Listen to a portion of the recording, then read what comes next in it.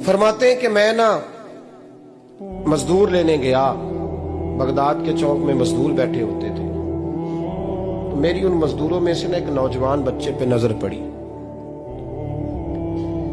बड़ा कमजोर सा वजूद था, लेकिन चेहरे पर इबादत का निशान था। माथा बताता था कि नमाज का बड़ा ख्याल रखता है। मैं उसके करीब गया।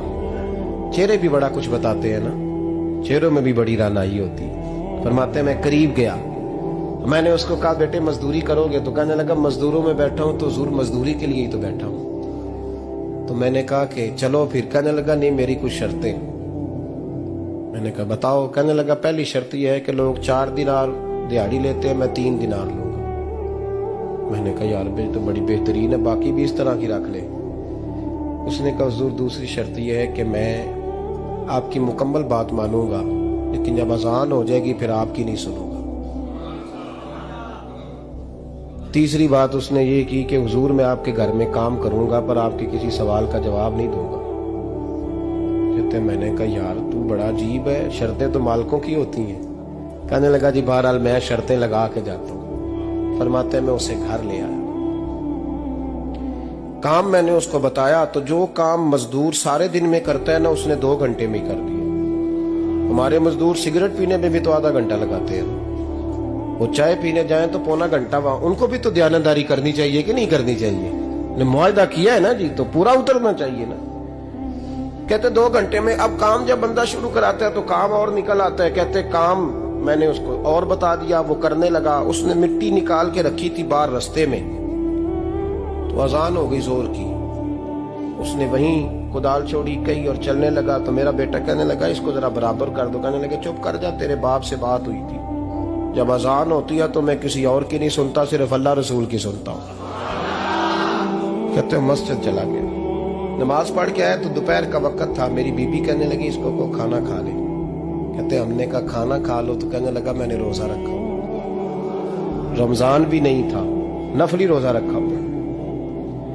फरमाते हैं शाम हुई, मैंने 3 दिनार दिए। तो मैंने कहा तेरा नाम क्या है? कहने लगा मैंने आपसे कहा था मैं किसी सवाल का जवाब नहीं दूंगा। तो वो चला गया। अगले दिन मैं फिर लेने गया उसे, काम कुछ और निकल आए। तो लोगों ने बताया वो सिर्फ हफ्ते वाले दिन आता है।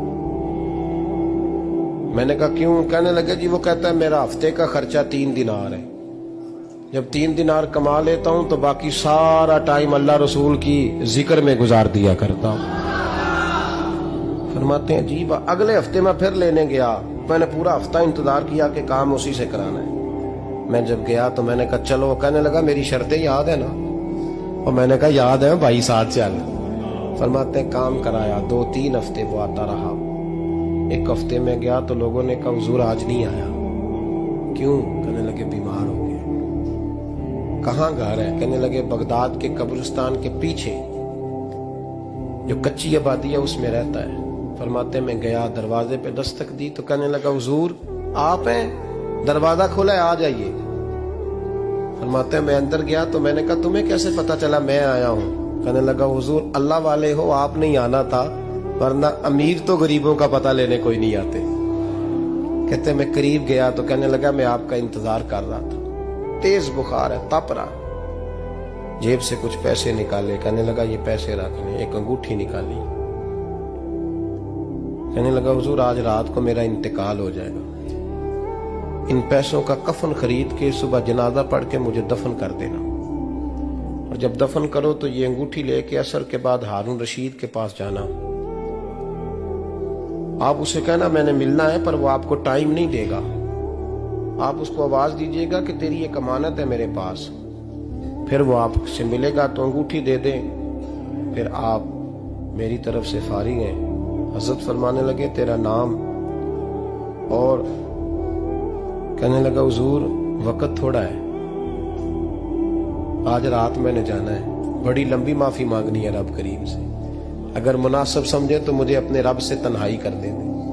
फरमाते हैं मैं आ गया, पर उसकी बातों ने मुझे सारी रात सोने नहीं दिया। फरमाते हैं सुबह बड़ी मुश्किल से सूरज निकला। मैं गया, दरवाजे पे हाथ रखा तो दरवाजा खुला हुआ था। अंदर दाखिल हुआ तो खुशबुएं मेरा इस्तकबाल कर रही थी। जब चेहरे से कपड़ा हटाया तो उसका तो इंतकाल हो चुका। इंतकाल हो चुका है, ऐसे है जैसे किसी का दीदार करके सोया। कहते मैं तो 2 आदमी ले गया था जनाजे पे, पर पता नहीं दुनिया किधर किधर से आई, कहां कहां से। अखां जदों मीटियां जमाना मैनू रोवेगा, अपना ते अपना बेगाना मैनू रोवेगा। फरमाते हैं मैं तो 2 बंदे ले गया था, पर पता नहीं मखलूक कहां कहां से आई। जनाजा पड़ा, दफन किया। हारून रशीद के पास में असर के बाद गया, मैंने बुलाना चाहा पर बादशाह था, मेरी तरफ देखा ही नहीं। मैंने उसको कहा तेरी एक अमानत मेरे पास है। फरमाते हैं वो मुझे कोने पे ले गया, क्या बात है, कमरे में बुलाया, मैंने अंगूठी दी। हारून रशीद तो चीखे मारने लगा, कहने लगा अंगूठी वाला कहाँ है? मैंने कहा वो तो इंतकाल कर गया। कहने लगा मुझे कब्र पे ले चल। कहते मैं कब्र पे लाया तो वो लेट गया, तड़प के रोने लगा। मैंने कहा मेरा कलेजा फट जाएगा, ना उसने कुछ बताया ना तूने बताया, ये कौन था? तो हारून रशीद कहने लगा ये मेरा बेटा था। मैंने कहा तेरा बेटा और मजदूर? कहने लगा हुजूर ये हजरत दाऊद